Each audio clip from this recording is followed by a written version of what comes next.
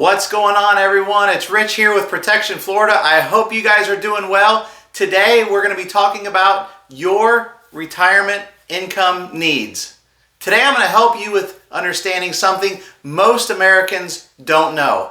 What are your income needs going to be at your retirement age? When it's time for you to retire, are you going to have the income that you need and deserve? Let's be real. Most people don't take time to calculate this. They assume that everyone else has done it. They had a plan. I'll work hard. I'll save as much as I can. I don't know if Social Security will be there or if it won't, but when I get there, I'll know what the picture looks like, and it is what it is.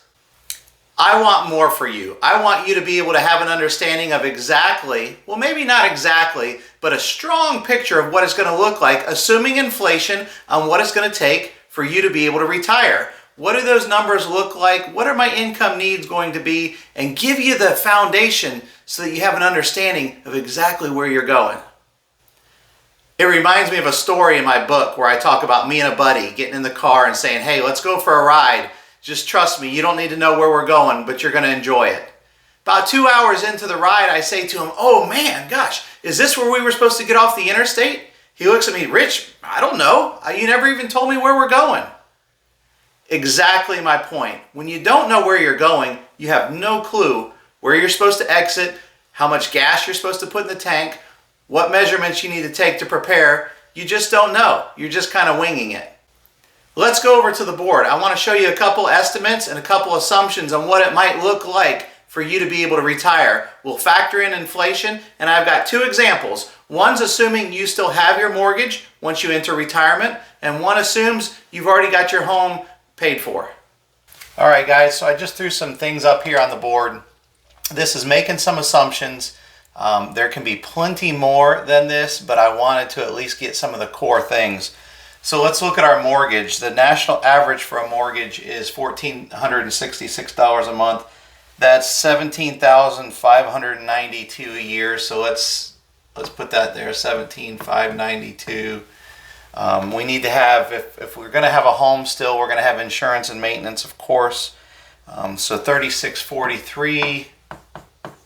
I'll screenshot all this, and I'll also send it to anybody who wants to send me an email and ask for it. But I want to get to a total here and show you guys something. So home maintenance would be about $3,600 a year. The home insurance is based on a national average, just on doing an industry-wide search. Home maintenance, $300 a month gives us $3,600 a year. I recognize we may not spend $300 every month to take care of our home, but then there's going to be those things that snowball on us, right? We may go 6 months, 7 months without really putting any maintenance into our home, like repairing a faucet or something like that, and then all of a sudden we need a new dishwasher or something. So I thought the $300 was good. Car insurance, so we're going to have a car and insurance. Car payment, the national average is $563 a month, so that's $67.56 a year. And then also for insurance, $200 a month. I just figured that was a fair estimate. Puts us at $2,400 a year. Healthcare, the national average. Now, the other thing I forgot to mention is this is based on two people. This is a married couple. Married couple with one car living in one home together. Okay, so I've got two situations here of health care for spouse one and spouse two, and the national average is $5,700 a piece is what you'll spend on health care in a given year. Okay, we need some utilities, $300 a month. That'll put us at $3,600 here. We have some food and supplies. This is also supplies I got mixed in here, not just food. This is our grocery bill, basically, and whatever else supplies. So I put $700 a month, which is equivalent to $175 per week, or $8,400 per year. Okay, and then we want to go out and we want to be able to have some fun. I figured dinner once a week into this number. That'll be $70 if it's just a couple. You go out and have a dinner, a couple cocktails. That's $70 per week, and then one trip per month at, let's just say, $400. Guys, yours can be way more than this, way less, but I wanted to put some numbers in to start being able to paint a picture. I think this is, the bottom floor of typical Americans. So we will put that leisure activities at $8,400 a year. Okay, so this is 2 people, 1 car. You got the double health care there. And with a mortgage, this comes out to $65,791 a year. That's what it cost in 2021 to be able to operate these expenses, assuming those numbers, in 2021. Like I told you, we're going to look at a little bit of inflation, and then we'll also look at a number without this is with a mortgage. Let me show you the number without a mortgage. So there you have it, $42,000. If you don't have a mortgage, that's assuming all these other expenses are what you're calculating, and $65,791, almost $66,000 with a mortgage.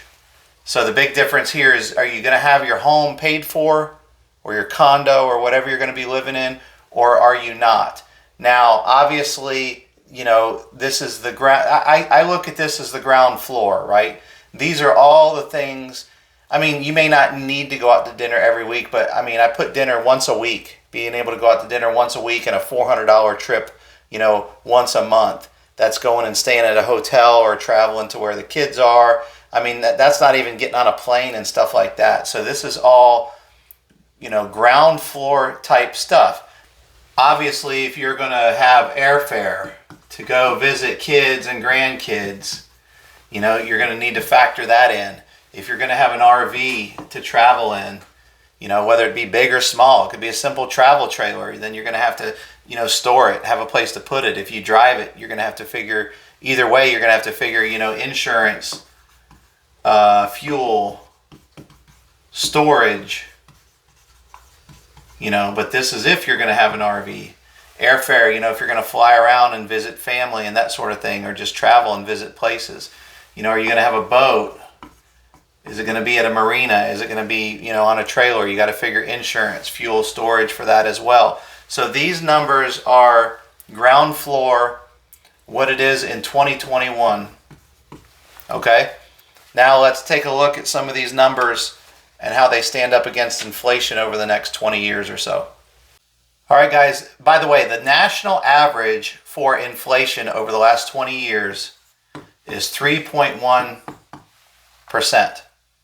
Okay, so that's what we've experienced the dollar grow by, or what the dollar will buy, let's just use the word inflation, over the last 20 years. So that's the numbers I've used for here. So if we were to retire today, in today's dollars, it would cost us $48,000 to do what we did, to battle all those expenses, or incur all those expenses and be able to live comfortably, at the base floor. That didn't factor in, did a transmission go out? That didn't factor in a lot of things, guys, so that we really need to think about that.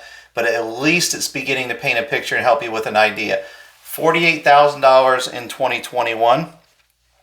If we were to grow that by 3.1%, in other words, apply inflation to it over a 10-year period, we'd come out to around $63,440. So let's just round down there, $63,000.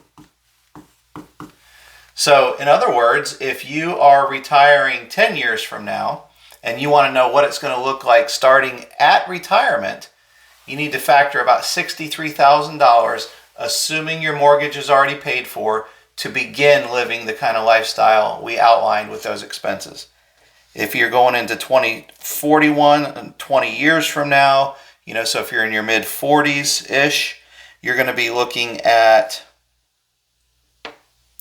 around $89,000 to do the same thing.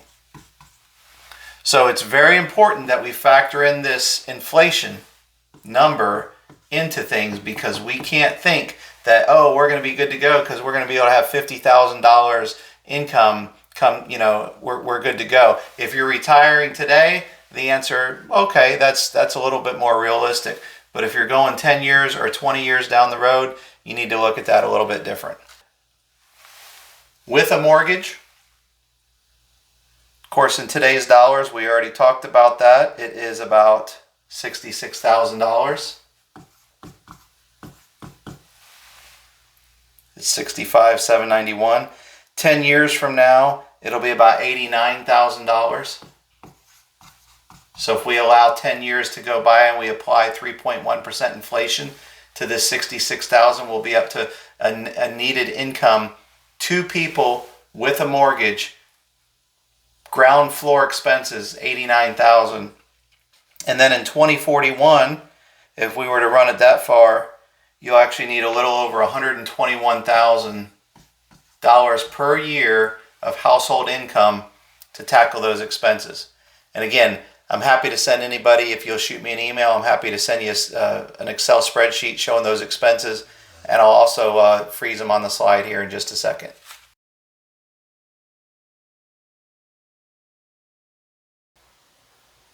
All right, everyone, well, there you have it. Now you can see what it looks like to fund your retirement with ground floor expenses.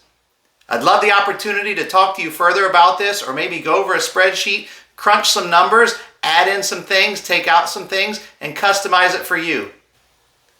Hey guys, this is Rich Strell with Protection Florida. Thank you so much for watching. Please subscribe to our videos. We got a lot of great content coming at you.